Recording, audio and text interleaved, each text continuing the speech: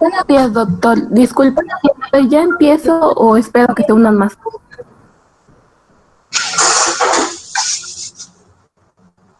Empieza a leer. Ok. Bueno, compañeros, el día de hoy comenzaremos y veremos la lesión del ligamento cruzado posterior. ¿Sí ven mi pantalla? Sí, se ve, compañera. Bueno, antes de que iniciemos en el ámbito de las lesiones, comenzaremos con un poco de anatomía. Este ligamento se origina en el espacio intercondilio del fémur, a nivel de la cara axial del cóndilo medial,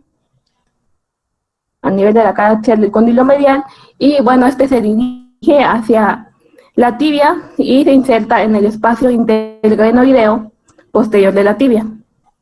En sí se dice que es un ligamento acintado, el cual consta de dos fascículos, uno que es un haz anterolateral, que son 2/3 de todo el ligamento, y un haz posteromedial, que es 1/3.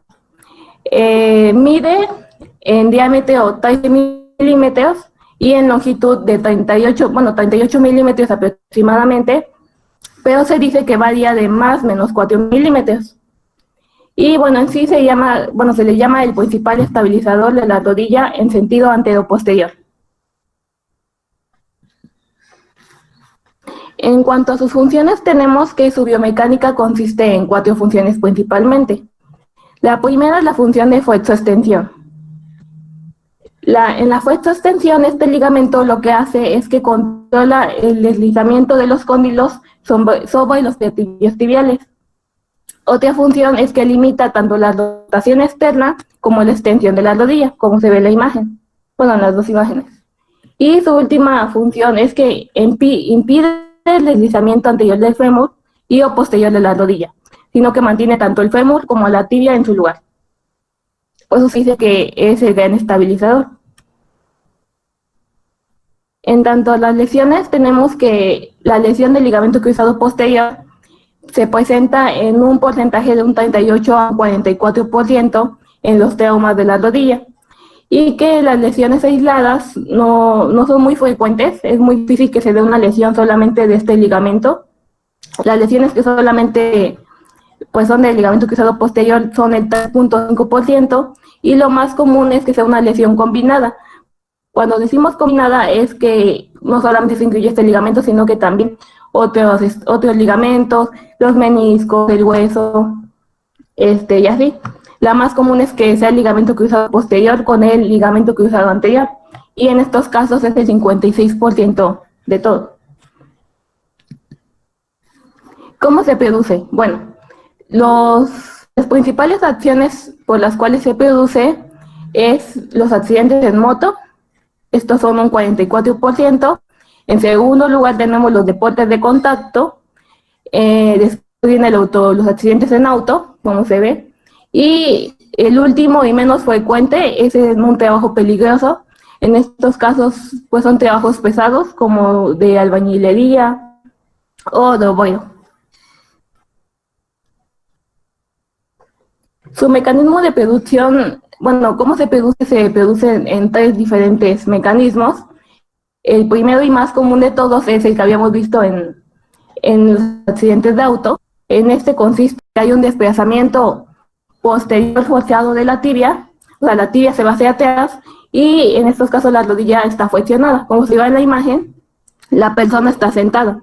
Y entonces cuando hay un accidente, pues se desplaza hacia adelante y la rodilla choca con el tablero.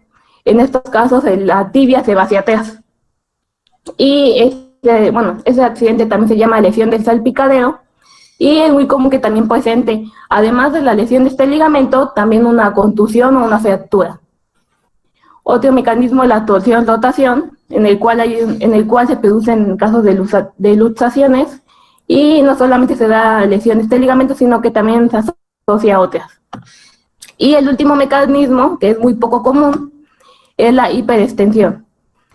Se produce en los deportes de contacto y en estos casos se produce un desprendimiento de este ligamento a nivel de la inserción tibial, pero también puede ser a nivel de la inserción femoral. Y también también se asocia a contusiones óseas en distribuciones en espejo. Estas lesiones las clasificamos de tres maneras distintas. Se clasifican como un esguince. El esguince de grado 1, que también se le llama lesiones a nivel de la intrasustancia, es cuando solamente tenemos un desgarro intraligamentoso sin solución de la continuidad de la superficie del ligamento. Como se ven en las imágenes, tenemos el ligamento normal y junto tenemos al esguince de grado 1. La lesión es a nivel microscópica, no se distingue a simple vista y pues normalmente solamente causan un dolor, pero no lleva más.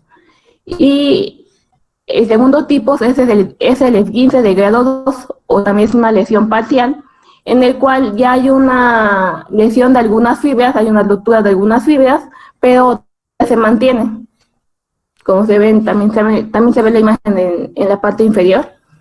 Y el último esguince es el de grado 3, o también es lesión completa, en el cual ya hay un defecto del espesor completo de todo el ligamento. Ya hay una separación de todo el ligamento y esta se asocia a avulsión ósea en algunas ocasiones.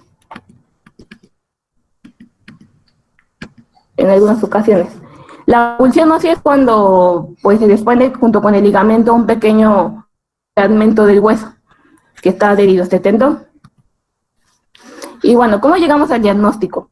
El diagnóstico se basa en tres pilares. El primero es cómo fueron los antecedentes del mecanismo de producción. Nosotros le preguntamos al paciente cómo se hizo esta lesión o a partir de qué caída, de qué fue lo que le pasó, le duele la rodilla. El segundo es el cuadro clínico, que en más que los síntomas, son las maniobras que hacemos, ya que los síntomas son como que muy generales, y los exámenes complementarios que se ocupan más en lesiones agudas, que en este caso son de imagen, y bueno, ahorita lo veremos.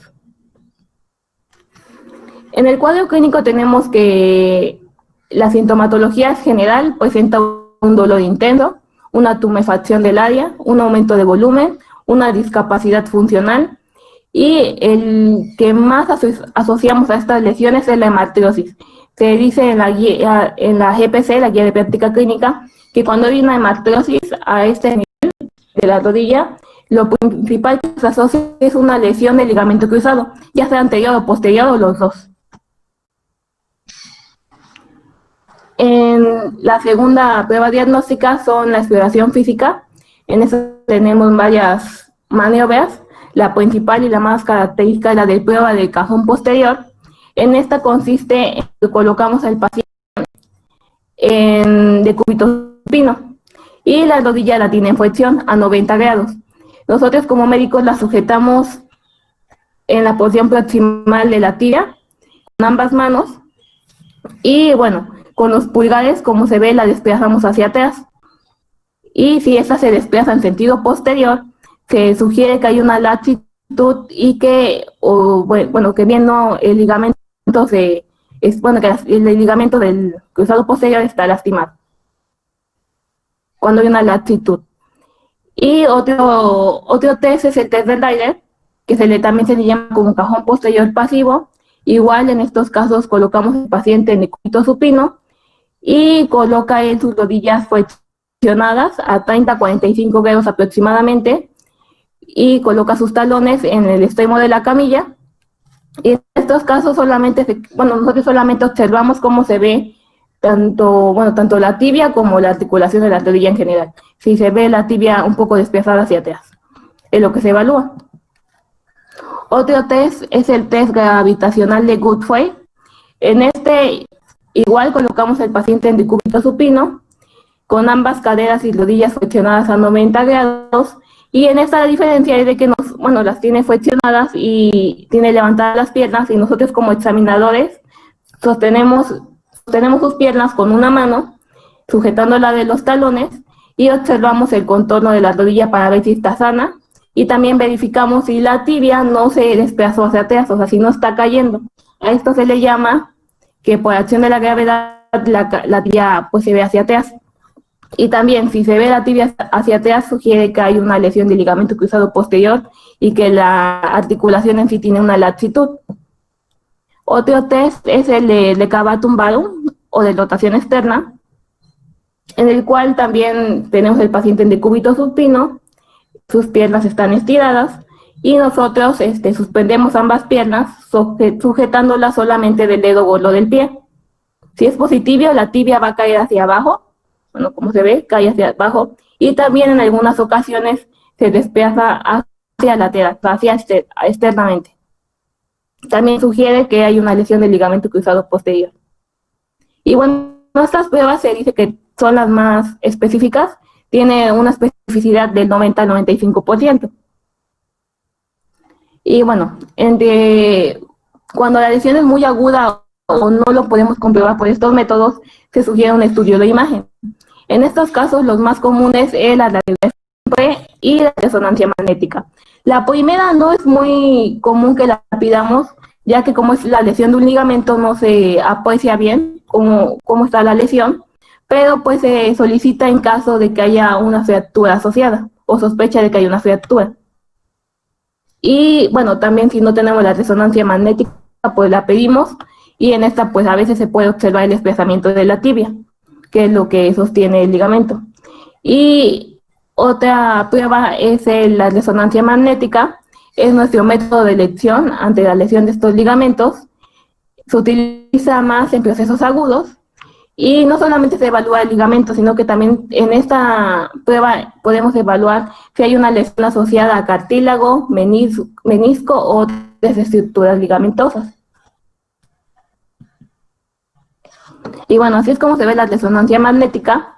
En decimos que el ligamento cruzado posterior en un plano sagital, como se ve en la imagen, tiene la forma de un palo de hockey, como se ve aquí. Y en un plano coronal, se dice que tiene la forma de un disco de hockey. Entonces así es como se identifica un poco más fácil. Esta es otra resonancia en el cual se ve tanto el ligamento cruzado anterior con el número 1, que es el de acá, y el ligamento cruzado posterior, que es el número 2. Y en la otra imagen tenemos como, una lesión en el cual hubo una ruptura de ambos de un futbolista. Entonces ninguno de los dos ligamentos se distingue.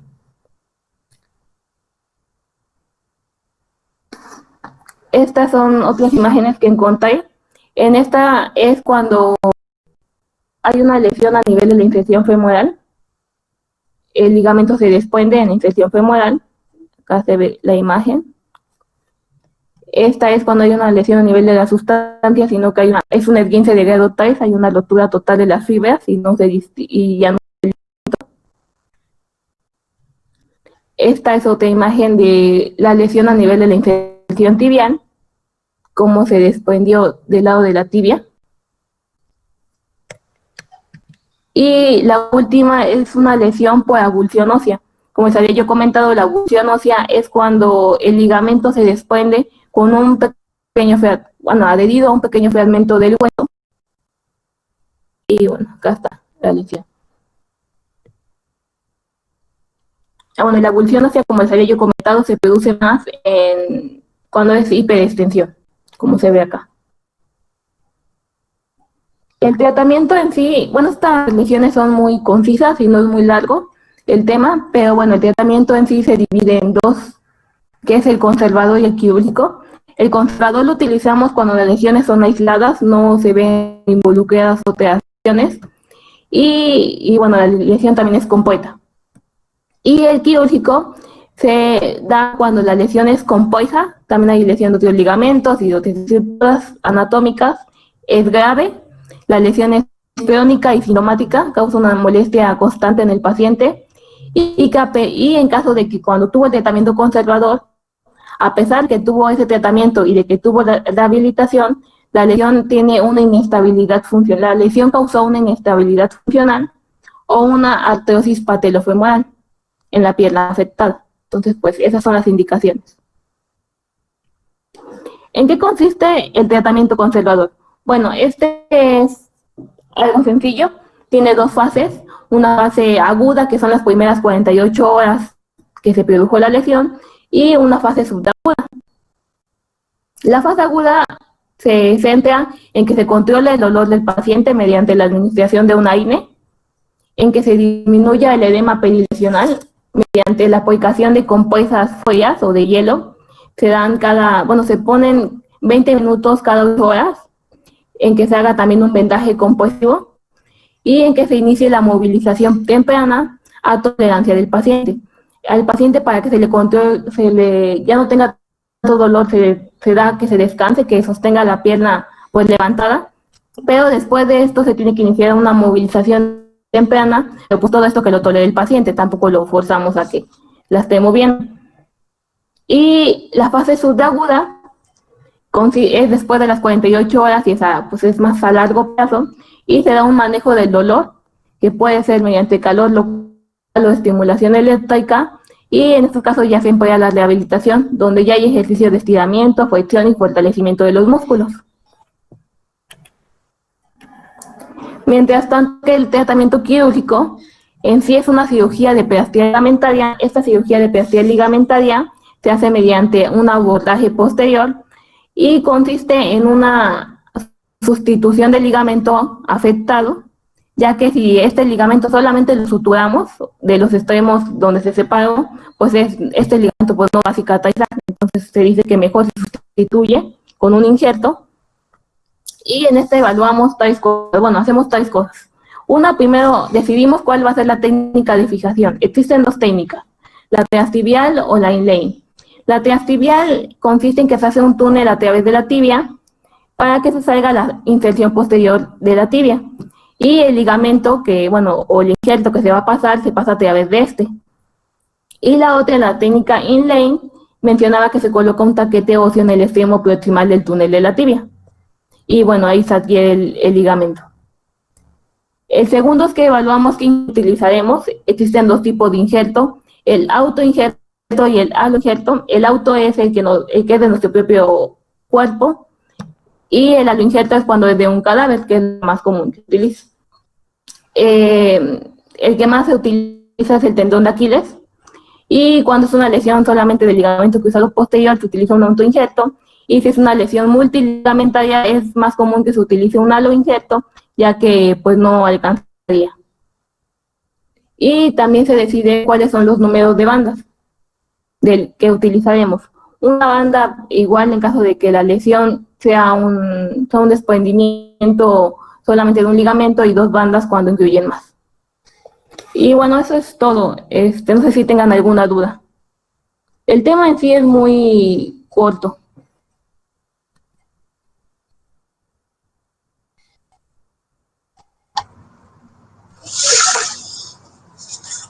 Sí, yo quiero comentar que la toma del injerto a nivel del tendón de Aquiles casi no se hace. Yo creo que esa literatura ya tiene tiempo donde lo sacaste. Lo que más se utiliza es el injerto del semitendinoso. precisamente porque cuando tomaban el injerto en el tendón de Aquiles se presentaban complicaciones locales a nivel de la toma del injerto, del sitio de toma del injerto. Por eso es que no se hace.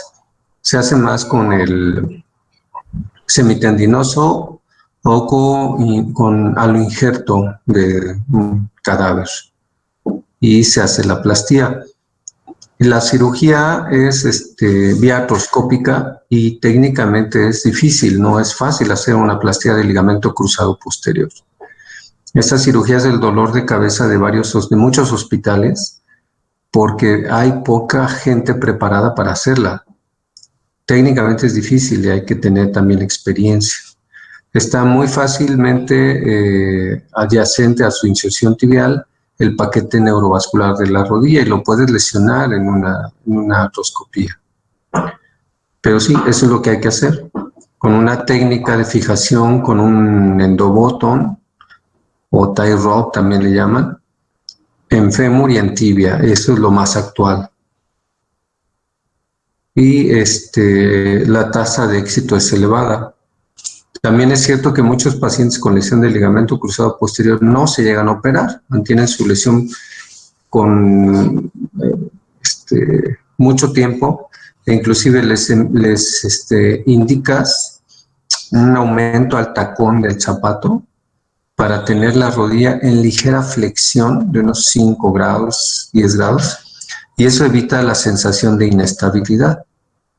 O sea, evita que la rodilla se vaya hacia atrás y muchos pacientes andan bien, excepto aquellos que tienen una elevada demanda de actividad física, entonces sí, pues hay que operarlos, ¿no? ¿Dudas, preguntas?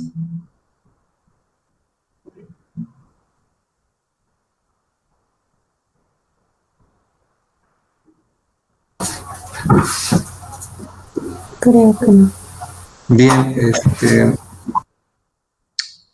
para mañana vamos a hablar de lesiones del bíceps braquial.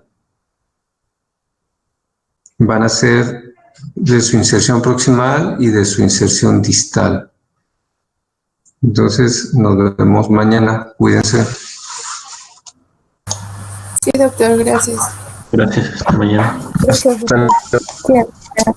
Gracias, doctor. Hasta mañana. Gracias, doctor. Gracias, hasta mañana.